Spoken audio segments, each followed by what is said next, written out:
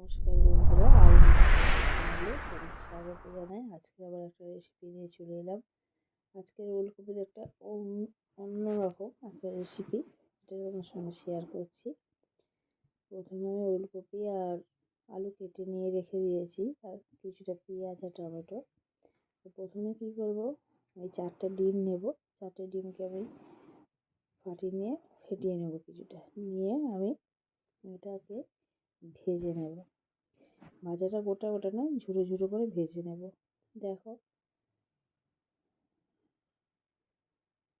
এইভাবে ওলকপি তো আমরা অনেকভাবেই খাই। ওলকপি বড়ি, আলুর তরকারি, মাছের ঝোল খাই, বা ওলকপি দিয়ে অনেক কিছুই করা হয়, নিরামিষ আমিষ। তা আজকে ডিম দিয়ে ভাবলাম একটু ওলকপি রান্না করবো, কারণ ওলকপিগুলো গাছের ওলকপি একদম কচি ছিল।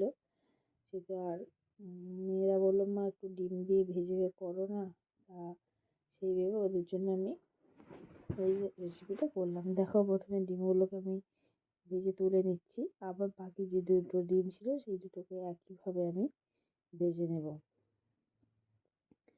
আর ওইদিকে আমি দুটো ওলকপি ছোটো ছোটো ছিল গাছের, সে দুটো কেটে নিয়েছি, আর কিছুটা আলু কেটে নিয়েছি, আগেই বলেছি। আর এছাড়া আদা, রসুন আর কাঁচা লঙ্কার একটা পেস্ট করব, আর অন্য কোনো মশলা তেমন দেওয়ার প্রয়োজনও হয় না। দেখো, এইরকমভাবে সব ডিমগুলোকে আমি ভেজে নিচ্ছি। ভেজে নেওয়ার পরে আমি কিছুটা তেল দিয়ে দিচ্ছি। এবার তেল দিয়ে দেখো, এখানটা আমি দুটো মাঝারি সাইজের পেঁয়াজ কুচিয়ে রেখেছিলাম, সেটাকে দিয়ে দিচ্ছি। দিয়ে পেঁয়াজগুলোকে আমি খুব ভালো করে ভেজে নেব। আচ্ছা, পেঁয়াজ খুব বেশি ভাজার দরকার নেই। এবার কেটে রাখা আলুগুলোকে আমি দিয়ে দেবো। মাঝারি ভাজা হয়ে গেলে আমি এবার আলুগুলোকে দিয়ে দিচ্ছি। এবার আলুর সঙ্গে পেঁয়াজগুলোকে খুব ভালো করে ভেজে নেব। এখানে আলুটা খুব ভালো করেই ভাজতে হবে, কেননা এটা নতুন আলু দিয়ে করেছি, আর নতুন আলু একটু না ভাজলে একটা আলুর কাঁচা গন্ধ থেকে যায়। দেখো, তোমরা দেখতে পাচ্ছ, একটু লাল লাল করে ভেজে নেবো আলুটা, যাতে খুব ভালো করে ভাজা হয়। দেখো, অনেকটা ভাজা হয়ে এসেছে, এবং পেঁয়াজের কালারটা আর আলুর কালারটা সম্পূর্ণরূপে প্রায় চেঞ্জ হয়ে গেছে। এবার কেটে রাখা দেখো ওলকপিগুলোকে আমি দিয়ে দিলাম, আর ওলকপিগুলোকে আমি একটু পাতলা পাতলা সাইজের কেটে নিয়েছি। নিয়ে ওলকপিটাকেও খুব ভালো করে আমি কষিয়ে নেব। এখানে ওলকপি না ভালো করে ভাজলে ওলকপিটা কাঁচা গন্ধ থেকে যায়, সেটা থেকে যাবে, যেটা খেতে মোটেও ভালো লাগবে না। তাই ভালো করে এটাকে ভেজে নিতে হবে। এবারে একটা বড় সাইজের টমেটো আমি কুচিয়ে নিয়েছি, সেটাকেও এর মধ্যে দিয়ে দিলাম।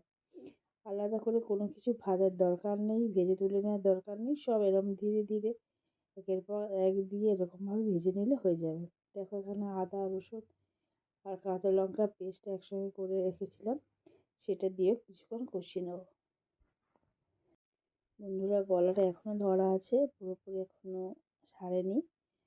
যাই হোক, দেখো এখানটা মোটামুটি কষানো কমপ্লিট হয়ে গেছে। এবার মশলাগুলোকে দিয়ে দিচ্ছি। প্রথমে দেখো, স্বাদ অনুযায়ী লবণ দিয়ে দিলাম।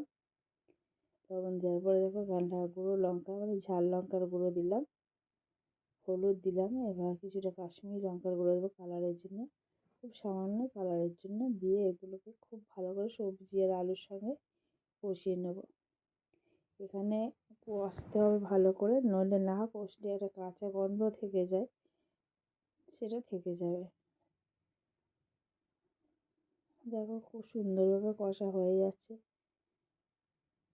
কষাটা কমপ্লিট হয়ে গেলে বন্ধুরা, আমি পরিমাণ মতো জল দিয়ে দিচ্ছি। বেশি জল দেওয়ার প্রয়োজন হয় না।